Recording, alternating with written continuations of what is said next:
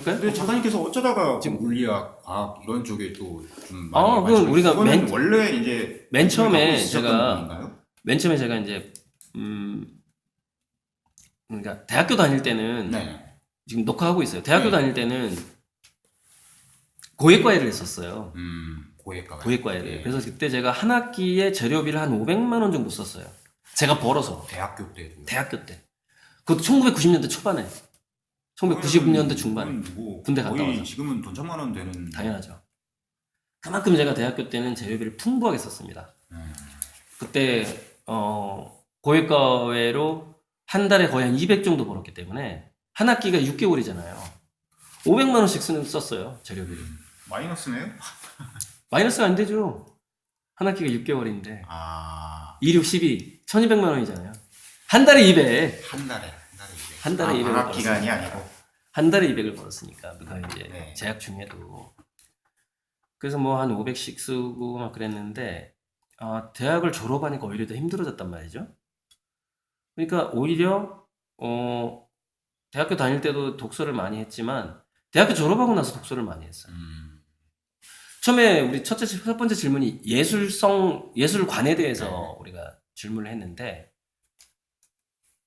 그림 그릴 재료비를 내가 충분히 벌지 못한다면 저는 뭔가 다른 분야에서 변화를 추구해야 되는데 그것이 내 머릿속의 변화일 수도 있거든요.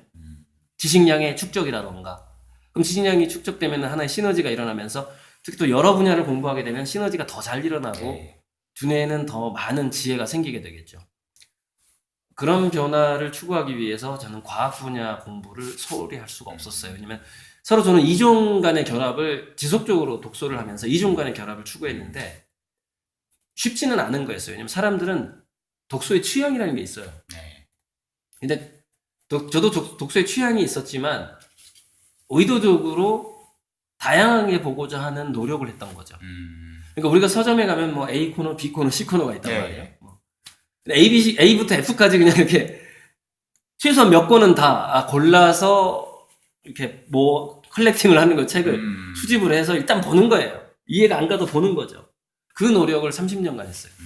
그 노력을. 그러니까 거기서 저는 하나 이제 미래학 지식이 생겼다고 생각해요. 예. 그 미래를 보는 어떤 통찰력 같은 게 다양한 이종 간의 교양서의 이종 간의 결합에서 생겼다고 보고 그래서 제가 이제 이 앞에 녹화한 인터뷰에서 얘기했던 그 4차 산업혁명과 미래사회 미술시장의 확대 미술 구매자들은 훨씬 늘어나게 될 것이다. 아마 지금 구매자 수의 100배 정도는 늘어날 것이다. 20, 30년 내에. 그때 예측을 하신 겁니까? 그 정도로 예측을 하는 거예요. 그러니까 100배 정도가 늘어나면 그게 이제 서민들까지 확대가 되는 거거든요. 근데 수요는 100배가 늘지만 미술 시장의 확대는 4배 정도만 되는 거죠. 네. 이미 지금 부자들은 이미 그 수요에 포함되어 있으니까. 예. 조금 덜 부자들이 수요층이 되기 때문에 수요 인구는 100배가 늘지만 금액은 4배만 되는 거죠.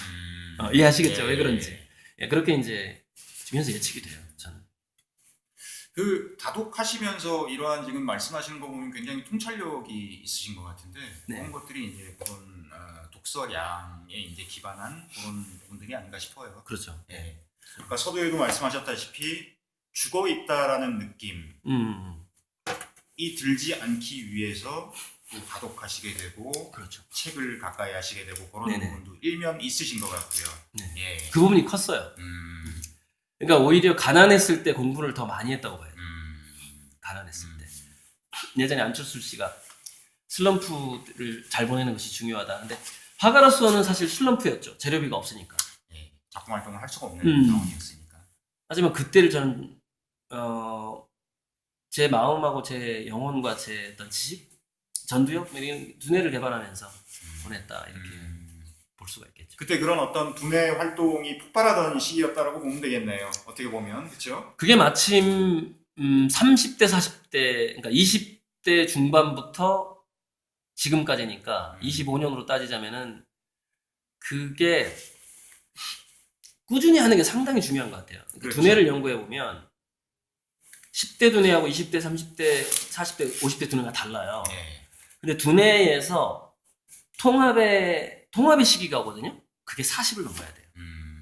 그러니까 우리 예전에 책 보면은 마흔 이제 노노를 읽어야 될 시간 뭐 이런 책들 나오죠. 그게 도올 김용옥도 얘기를 했는데 도올 김용옥 도올의 철학강이라는 책을 보면 이런 얘기가 나와요. 자기 어떤 데를 갔는데 자기 뒤에 어떤 학부모가 한 명이 앉았대요. 그래서 도올한테 자랑을 하더래. 우리 애가 중학생인데요.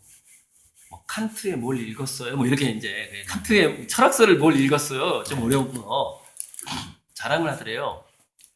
그래서 도올이 이제 어이가 없었대요.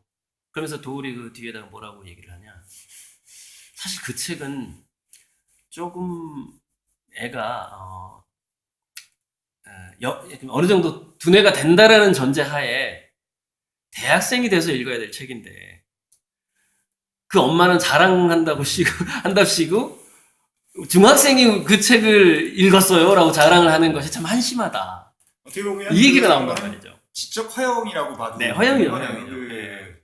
소위 말하는 중2병 네네네. 하고 맥락을 같이 하는 거예요. 부모가 이제 뭐 최근에 광고 부모 입장에서는 기특했겠죠. 네. 제가 뭐 이제 책을 쓸 때 리딩으로 리드하지 마라. 네.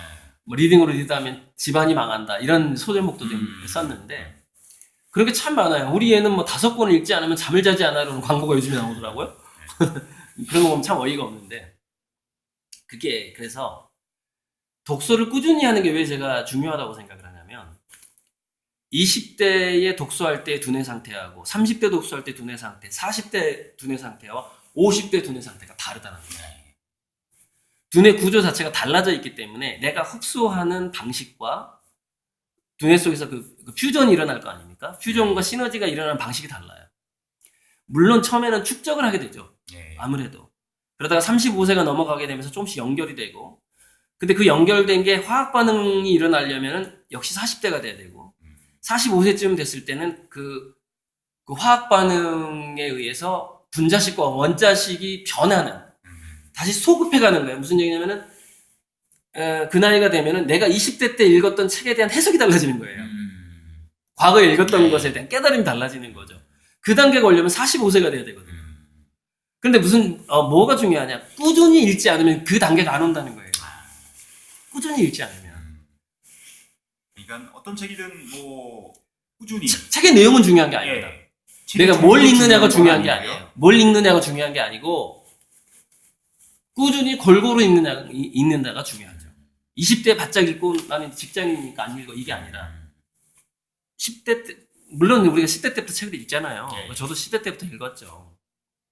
뭐 웬만한 동양 고전은 중학교 때 다 봤으니까 그죠? 10대 때부터 지금 50대가 됐는데 현재는 40년 동안 읽어온 거 아닙니까? 그럼 이걸 멈추지 않았을 때 느껴지는 게 있다는 것이죠. 독서를 멈추지 않았을 때. 뭘 읽든 간에 중간에 끊지 말라. 네, 안 끊었을 때 느껴지는 게 또 있다는 것이죠. 저는 그 부분이